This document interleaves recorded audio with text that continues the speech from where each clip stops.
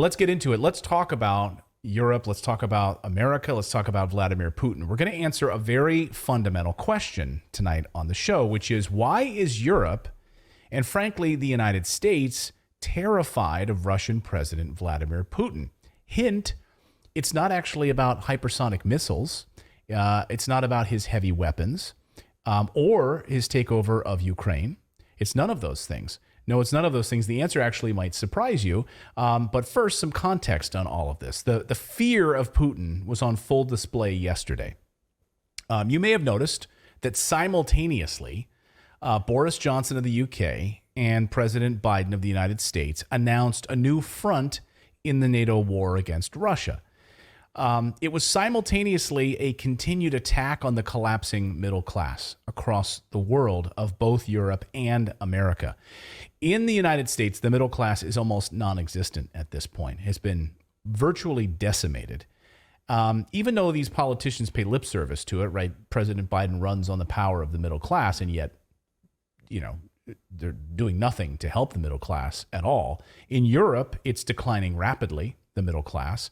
Of course, if you listen to the New York Times, it's all Spain's fault. Laughable, to be sure. Here's their headline. Europe's middle class is shrinking. Spain bears much of the pain. Okay, sure. Really, pick on the little guy. Pick on the guy who's really not driving any of the European policies right now, but that's okay.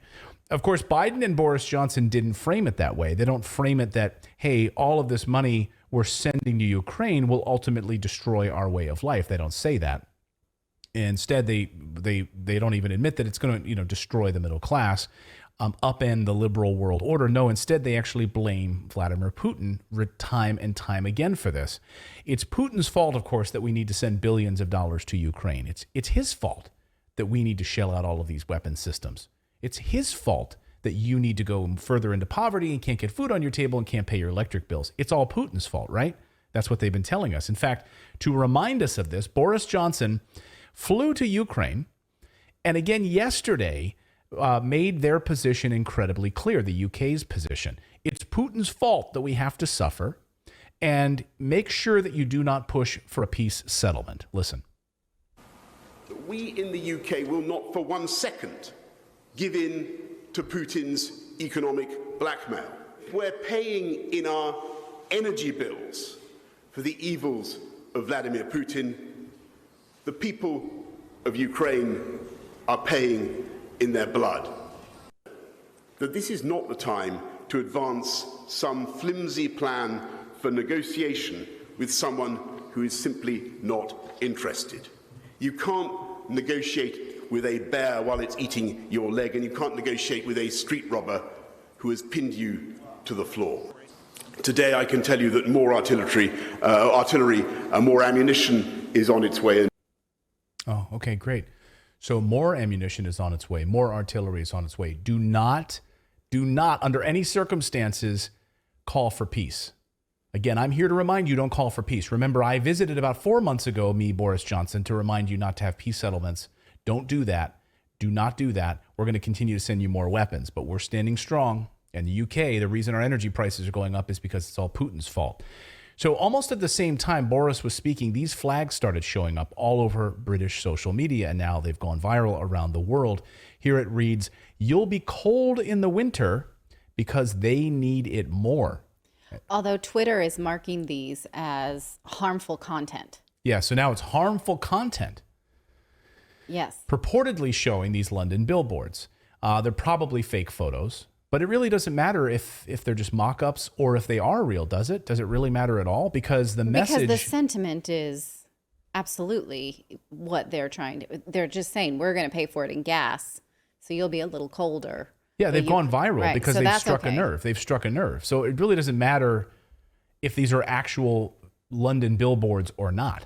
Specifically, Twitter is marking these flags that are going viral as manipulated media, right? So... I mean, that's very confusing to someone who reads this. And what does that mean? Manipulated media. Well, the problem with some of these photos is that I cropped in because I didn't want to show what is clearly manipulated media on the far right side of the photo. You can seek these out on social media if you want, but they show people tied up to telephone poles wrapped around with tape, which is obviously happening all over Ukraine. We don't need to go into details about that, but you know what's happening, right? We've shown you these videos in the past. And by the way, we've gotten demonetized for showing it to you. So the violence in Ukraine. And it shows them off to the side. So anyway, is that the part that's been added on and photoshopped, or is it the actual billboard? I don't know. It really doesn't matter.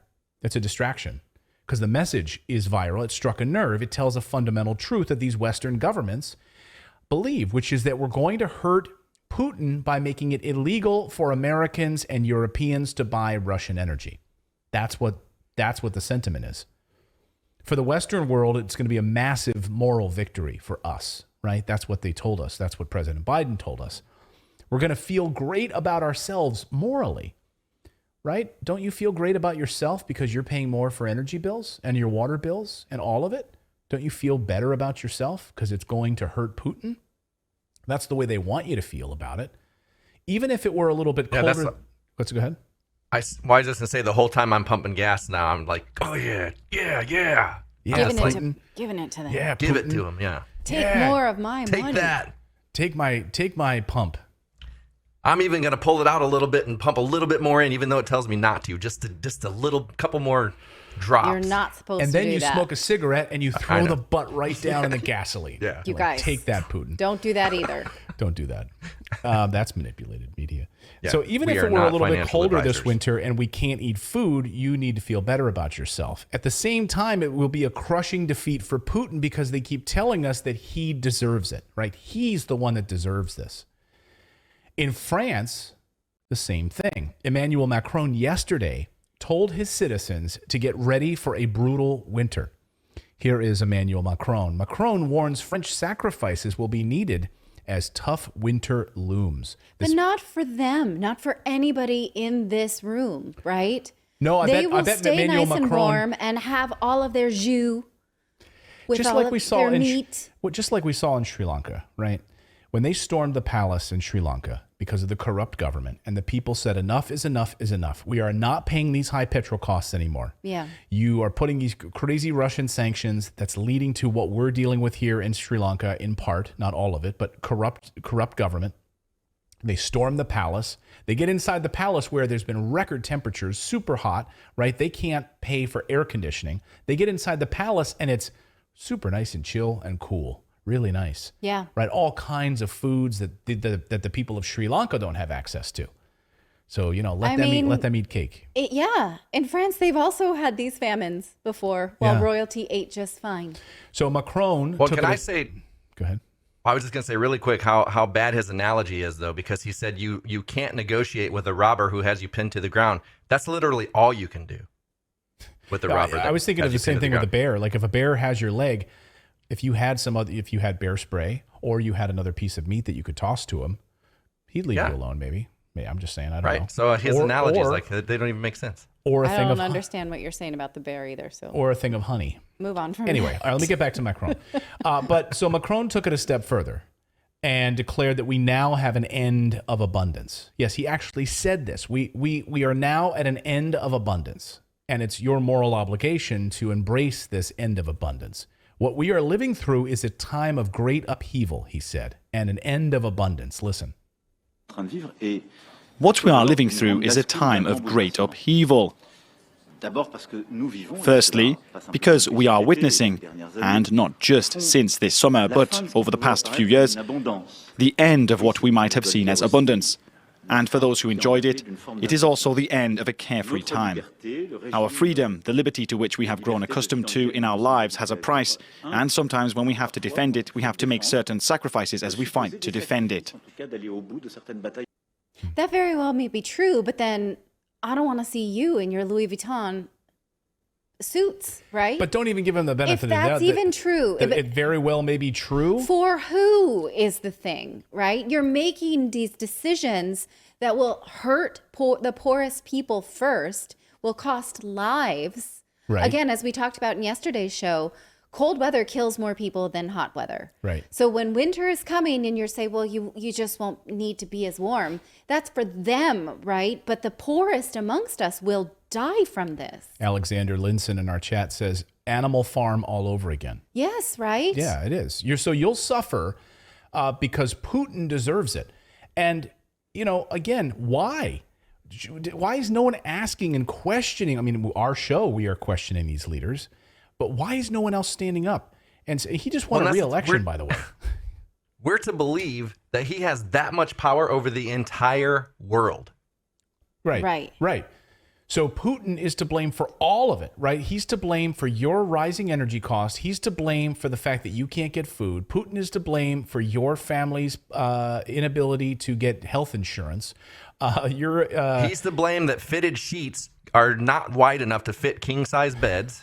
Right. Oh, don't even get me started about linens in Europe. Putin is to blame for the violence in Philadelphia. Putin is to blame for me having a flat car tire like last week. He's to blame for it all. But I think that people are rightly so now saying, look, you are our politician. You were voted in to protect us. You are making decisions that are harming us. And it's time to stop that. And don't ask us to sacrifice when we've been through 2.5 years of a pandemic. Yeah. And France had some of the most draconian measures of who could even go to work and who could not, right? People lost their jobs for their refusal to take the vaccine. People lost their, you couldn't even go to France, right? There's just, now you want us to suffer some more? Yeah. And when, again, it was the middle class that did just fine during the pandemic, could work from home, could educate their children, could feed their children, right? So again, we're putting this next thing on the poorest and the weakest. So President Biden said that you will need to suffer because Putin deserves it. Here's how President Biden says it. Today, I'm announcing the United States is targeting the main artery of Russia's economy. We're banning all imports of Russian oil and gas and energy. That means Russian oil will no longer be acceptable at U.S. ports, and the American people will deal another powerful blow to Putin's war machine. It's simply not true that my administration or policies are holding back domestic energy production. That's simply not true.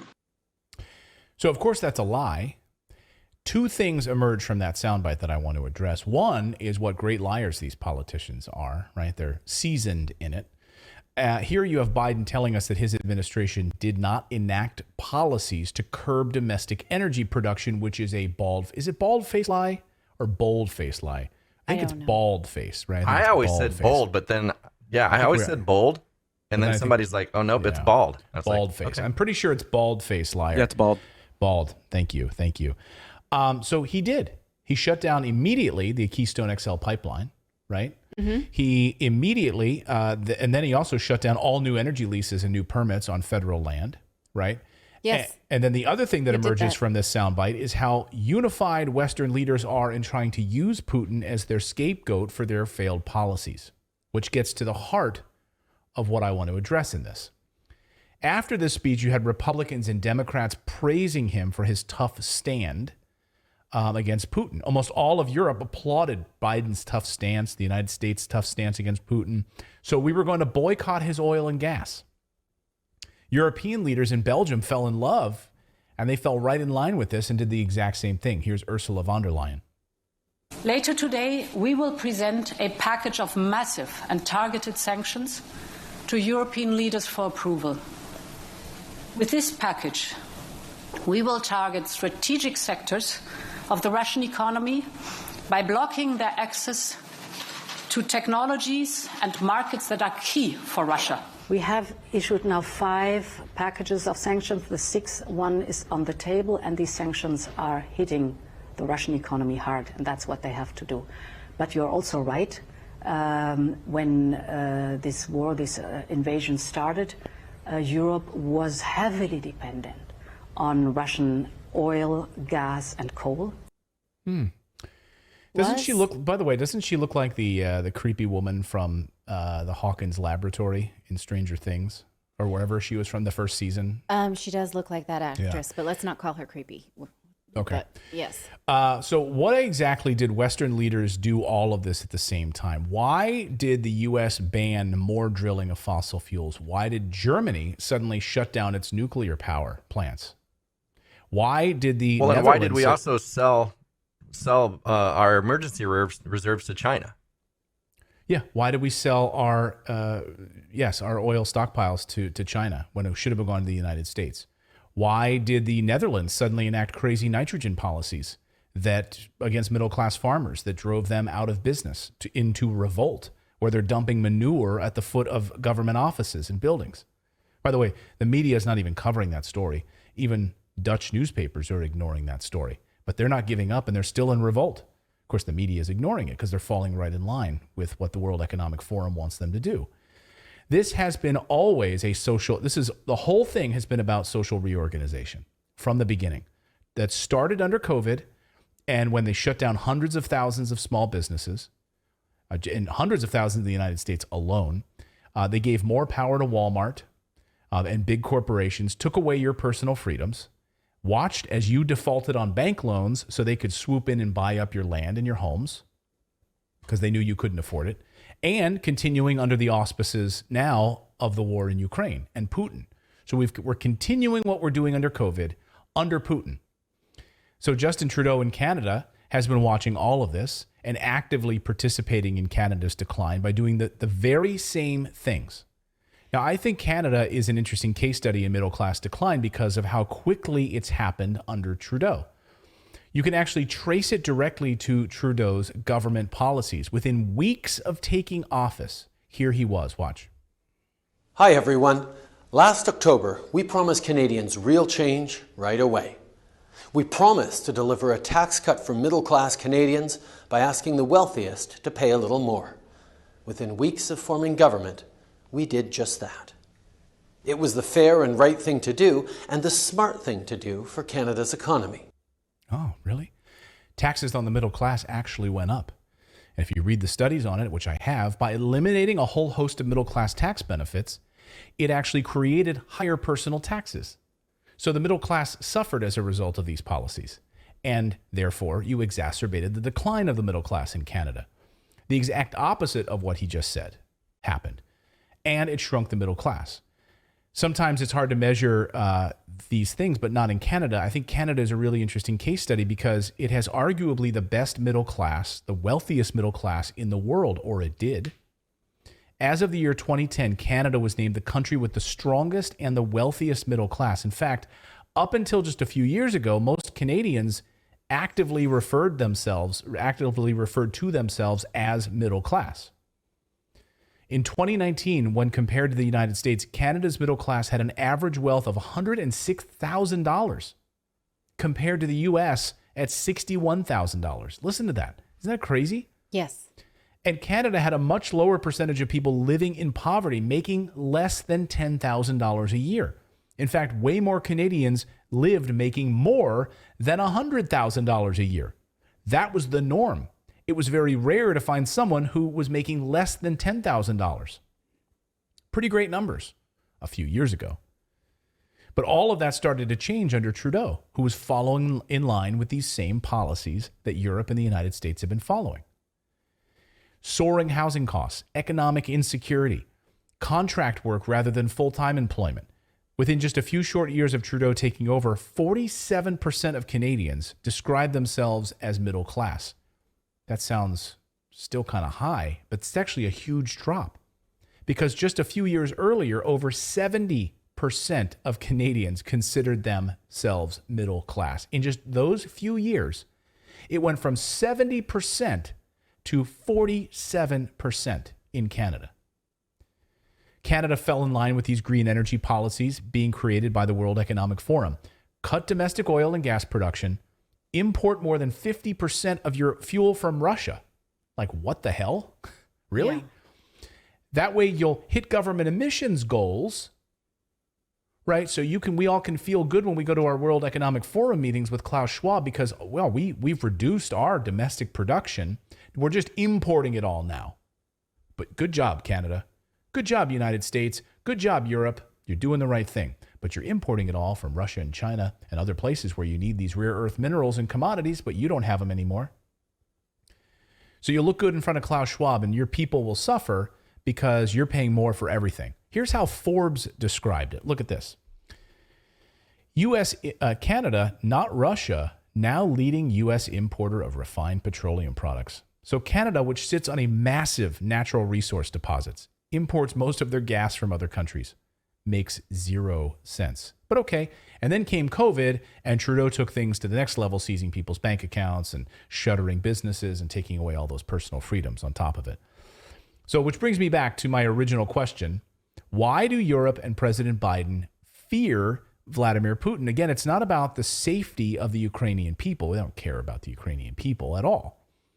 They don't care about that. If they did, they'd be pushing for peace right now. You saw what Boris Johnson did, which is the exact opposite of peace, pushing for more war, more people to die. But yesterday, Boris Johnson doubled down. He doubled down and said, do not push for peace. Now, the real reason they fear Vladimir Putin is because Putin controls the gas pump. And he is a mirror for their own failed energy policies. It's like looking in the mirror and realizing, oh my God, we screwed up. The Great Reset has been a total failure. And Putin is like showing it right back in their faces that this has collapsed. When the West looks at Putin, they're terrified that his move into Ukraine exposed this greatest lie of all. The West, the Western plan to crush the middle class has been exposed. They won't admit it, so it's easier just to blame Putin for it all. This is why the media isn't covering the story, the Dutch farmer revolt, the collapse in Sri Lanka, and all of these other big stories, because what it does is it shows the emperor has no clothes. But it shows could be the failure of this whole that thing. without this conflict, right, they wouldn't have this scapegoat to say, oh, no, it's not our economic policies. It absolutely is Putin. That's why we're all feeling this way. So we can't observe both things, right? But if this hadn't happened, there would be some different type of scapegoat. So it's convenient, though, that the West has Putin right now, because it feels like these economic forces would be happening either way. They might blame it on China. I mean, they're actively trying to do that as well. But we're saying, but there's no doubt that sanctions are having the boomerang effect on the West and hurting the West even further. But at least, so we sort of have to take it. The sanctions feel like it's like a Band-Aid on an amputee. Like, see, you're hurt because of this cut, not because you've actually lost a limb, right? And so we can point to that as why we're hurting when we probably would otherwise be hurting. But the line about how, well, we should all take it. We should all just say it's okay. We'll be a little cold this year, right? Although I have not been to Canada, the deepest, coldest of winter, these places, but my sense of it is, because I'm afraid, is that you can't ask those people to be colder. Like, to not be warm. Go to Yellowknife. I think Yellowknife is like the coldest spot in Canada, in the world, right? I think Yellowknife or something like that. Yeah, you can't get colder than that. But you're asking people to pay way more for their fuel. Now we don't have access to gas, right? And so there's all these interesting carve-outs for gas, right? So Germany, Canada concedes and gives back these turbines to Germany. Germany's going to fire those back up again so they can keep gas flowing from Gazprom and get those things back up and running. So there's all these hypocritical carve-outs to try to continue to keep these fossil fuels going, while at the same time trying to pretend like this green new energy deal that the World Economic Forum has been pushing is really working. Yeah. But last week we had the United States pass a $700 billion bill that will do nothing to reduce inflation, to climate, to help the American people, but instead it's a huge carve out and a boon to the corporate lobbyists and the green lobbyists that are going to make billions off of this bullshit. Yes, which was why I was really interested in this story that we wrote this morning about Japan returning to nuclear power. Because we've discussed this on the show many times, that nuclear kills fewer people per unit of energy than any other energy that we've got right now. And plus, Japan is saying, look, we need to be less dependent on foreign imports. We had this bad thing happen at the Fukushima plant over 10 years ago that was caused by an earthquake, but now the reactors have been constructed in a safer way. And we think we should research this again, because we just can no longer be dependent on geopolitics. I think that is something, if every nation did, would really scare these hegemonic countries right now, like pretty much all of the West, right? I do think it would also scare Russia. It would scare China, right? Because these places do depend on foreign exports. Well, China's building a number of nuclear power plants and right now. so is Russia. Yeah. Right. But this is not necessarily to export. This is to keep their own lights on. Right. Yeah. And again, 60% of Russia's economy depends on their on commodities and selling commodities. So, again, Europe knew this was coming. Europe had many, many years to plan for this. And so now the reason that they're so scared of Vladimir Putin is because it shines a light. It's almost like what the famous saying, like, hurt people hurt people. Yeah. And I think that's kind of what this is. Like, people who are... I'm pretty sure that's an Al-Anon saying, Alcoholics Anonymous. Oh, I don't know. But anyway, it's when people are hurting, the reason that they're lashing out at other people is because they're hurting themselves, right? Yes. They're saying nasty things. So that's exactly what's happening here.